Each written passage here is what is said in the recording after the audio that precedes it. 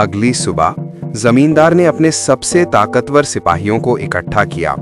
उसके मन में केवल एक ही लालच था, जादुई पेड़ पर कब्जा करना। सुनो, आज हम जंगल के उस पेड़ तक जाएंगे। वो पेड़ रामू के लिए जादू करता है। अब वो पेड़ मेरा होगा। जो उसका विरोध करेगा उसे गांव से निकाल दूंगा। जी हुजूर, ऐसा ही होगा। वो पेड़ आपका ही होकर रहेगा। जमींदार अपने सिपाहियों के साथ पेड़ पर कब्जा करने के लिए जंगल की तरफ निकल पड़ता है। रामू और गोपी पेड़ से बातें कर रहे होते हैं, तभी जमींदार अपने सिपाहियों के साथ वहां पहुंचता है। जमींदार को देखकर दोनों डर जाते हैं। बेटा गोपी, मुझे लगता है कि अब हम खतरे में हैं। जमींदार को हमारे राज का पता चल चुका है। पिताजी, अगर उसने पेड़ महाराज को नुकसान पहुंचाया तो मुझे बहुत डर लग रहा है। डरो मत रामू और गोपी, लेकिन याद रखो, सच्चाई की राह आसान नहीं होती। उसी क्षण चमत्कारी पेड़ रामू की परीक्षा लेना चाहता है और वो रामू से पूछता है, रामू, तुम्हारी सच्चाई और ईमानदारी पर एक सवाल है। अगर तुम चाहो तो मुझे छोड़कर अपने बेटे को बचा सकते हो, लेकिन अगर तुम मेरी रक्षा करने की कसम खाओगे तो तुम्हें और भी कष्ट झेलने पड़ेंगे।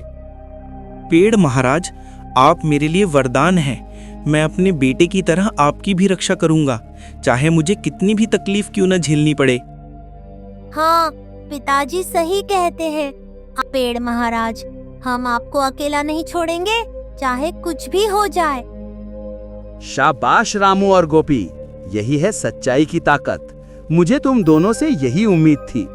अब देखो लालच का अंजाम क्या होता है। तभी पेड़ के सामने जमींदार और सिपाही पहुंचते हैं। तो यही है वो पेड़ जिसकी वजह से रामू राजा बना फिरता है।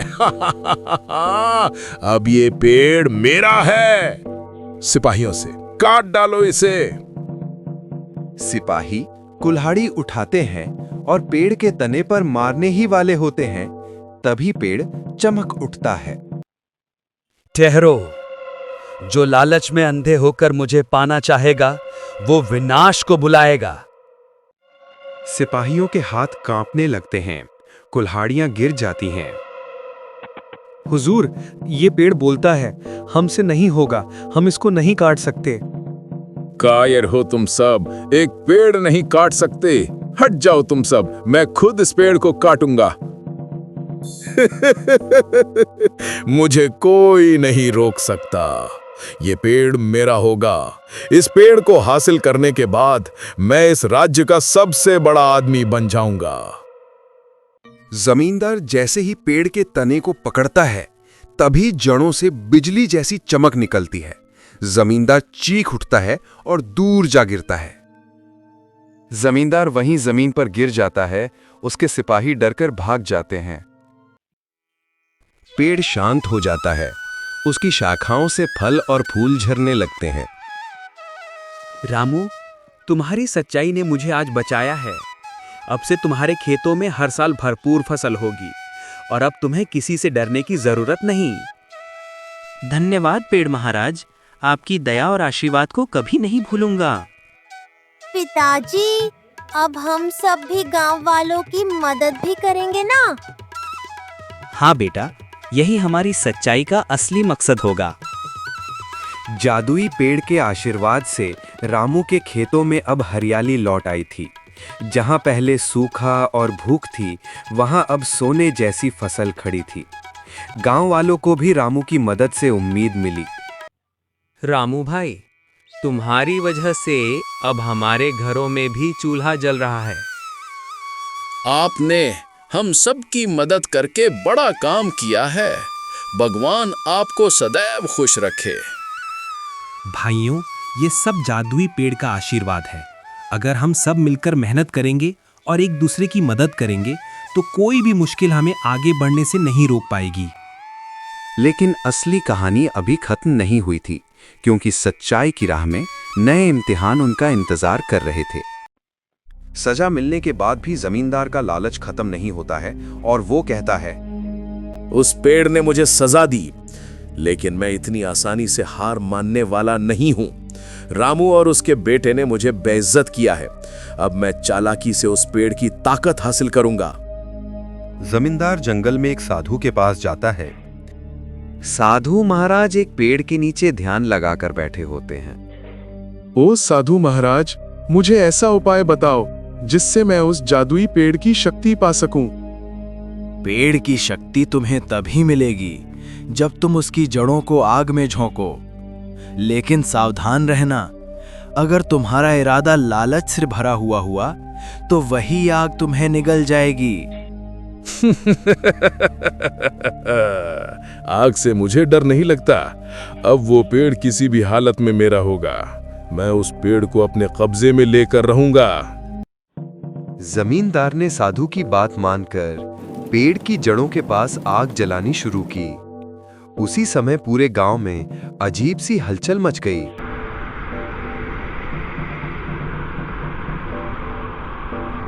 अरे ये कैसी आंधी है? पेड़ की तरफ से धुआं क्यों उठ रहा है? चलो वहां चलकर देखते हैं। रामू, गोपी और सभी गांव वाले दौड़कर जादुई पेड़ के पास पहुंचकर देखते हैं तो जमींदार जादुई पेड़ को आग से जला रहा था।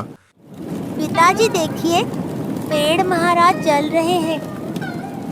रामू, गोपी, मेरी जड़ें जल रही हैं। अगर मैं नष्ट हो गया तो तुम्हारी सारी फसल भी नष्ट हो जाएगी। नहीं पेड़ महाराज, हम आपको बचाएंगे। गांव वालों, चलो पानी लाओ, आग बुझाओ। गांव वाले मिलकर कुएं से पानी लाते हैं और आग बुझाने की कोशिश करते हैं। जमींदार आग के पास खड़ा हंस रहा है। तुम सब चाहे जितना कोशिश करो, ये आग नहीं बुझने वाली। अब ये पेड़ मेरा होगा। अचानक आग की लपटें जमींदार को घेर लेती हैं और जमींदार जोर जोर से चिल्लाने लगता है। ये क्या हो रहा है? ये आग मुझे क्यों जला रही है? तभी साधु की आवाज आसमान से गूंजती है। मैंने चेतावनी दी थी, लेकिन तुमने मेरी बात नहीं मानी। लालच का अंत हमेशा विनाशी होता है। जमींदार आग की लपटों में घिरकर जमीन पर गिर पड़ता है। गांव वाले आग बुझा देते हैं। पेड़ फिर से हरा भरा हो जाता है। देखा आप लोगों ने, लालच करने का क्या परिणाम होता है। पेड़ महाराज, हमें आपका आशीर्वाद चाहिए। हम वादा करते हैं कि कभी लालच और स्वार्थ के रास्ते पर नहीं चलेंगे। हाँ, हम सब सच्चाई और मेहनत से ही अपना जीवन बिताएंगे। शाबाश, यही तुम्हारी असली ताकत है। जब तक तुम्हारे दिलों में सच्चाई है, मैं हमेशा तुम्हारे साथ रहूंगा। सोनपुर गांव अब पूरी तरह बदल चुका था। जहां पहले भूख और निराशा थी, अब वहां खुशियां और समृद्धि लौट आई थी। जादुई पेड़ की छांव में अब गांव वालों ने नई शुरुआत की थी। रामू भाई, आज अगर हम सब खुश हैं तो आपकी ईमानदारी और पेड़ महाराज की कृपा से। हाँ, आपने हमें सिखाया कि सच्चाई और मेहनत से ही जीवन संवर सकता है। नहीं भाइयों, ये सब हमारी एकता और जादुई पेड़ का आशीर्वाद है।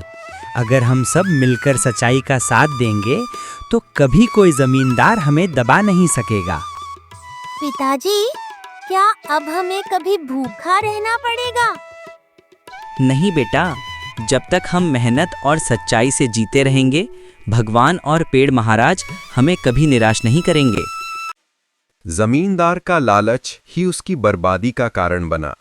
उसकी हवेली अब खंडहर बन चुकी थी। गांव वाले अक्सर बच्चों को उसकी कहानी सुनाते ताकि आने वाली पीढ़ियां समझ सकें कि लालच का अंत हमेशा बुरा ही होता है। सोनपुर गांव दूर दूर तक अपनी समृद्धि और ईमानदारी के लिए जाना जाने लगा। लोग कहते, यहाँ के लोग गरीब जरूर थे, मगर सच्चाई और मेहनत से उन्होंने अपनी तकदीर बदल दी। सब गांव वाले पेड़ के चारों ओर इकट्ठा होते हैं। याद रखो, इंसान की असली ताकत उसकी दौलत में नहीं, बल्कि उसकी ईमानदारी और दया में होती है। जो लालच करेगा उसका अंत जमींदार जैसा होगा, और जो सच्चाई पर डटा रहेगा उसका जीवन हमेशा फूलों की तरह महकेगा। हम सभी गांव वाले कसम खाते हैं कि कभी लालच, झूठ और अन्याय का साथ नहीं देंगे। हम सब मेहनत और सच्चाई से ही अपने जीवन को संवारेंगे। इस तरह रामू और गोपी की ईमानदारी ने न केवल उनकी बल्कि पूरे गांव की किस्मत बदल दी। सोनपुर गांव आज भी इस बात का गवाह है कि सच्चाई की जड़ें कभी सूखती नहीं।